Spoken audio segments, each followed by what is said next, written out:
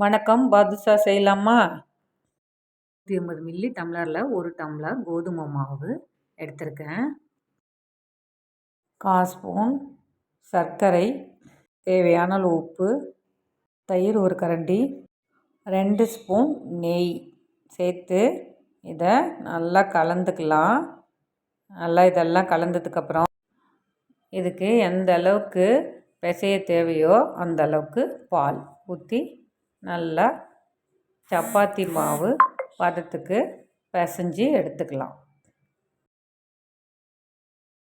பாருங்கள், இந்த அளவுக்கு இருக்கணும் மாவு.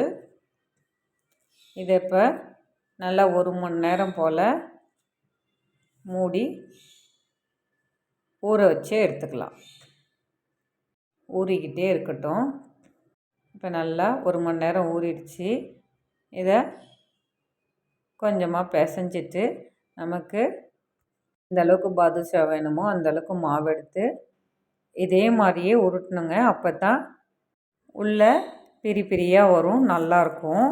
இது மாதிரி நடுப்புற ஒரு அழுத்தம் கொடுத்து எடுத்துக்கலாம். இதே மாதிரியே எல்லா மாவையும் உருட்டி எடுத்து வச்சுருக்கேன்.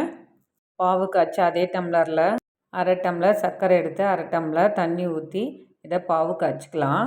இதுவே போதுமான அளவாக இருக்கும். உங்களுக்கு வேணும்னா 1 டம்ளர் சர்க்கரை 1 டம்ளர் தண்ணி எடுத்துக்கோங்க.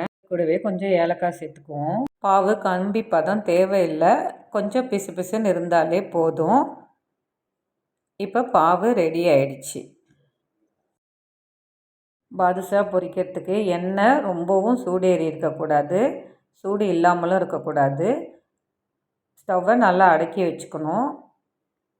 பொறுமையாக இதை திருப்பி திருப்பி போட்டு நல்லா கொஞ்சம் வேக வச்சு எடுத்துடலாம்.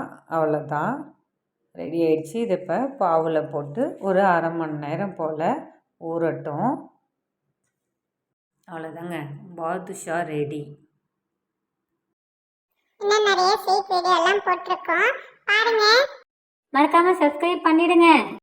பெல் பட்டன் மறந்துடாதீங்க. இவ்வளோ நேரம் இந்த வீடியோவை பொறுமையாக பார்த்ததுக்கு நன்றி. வணக்கம்.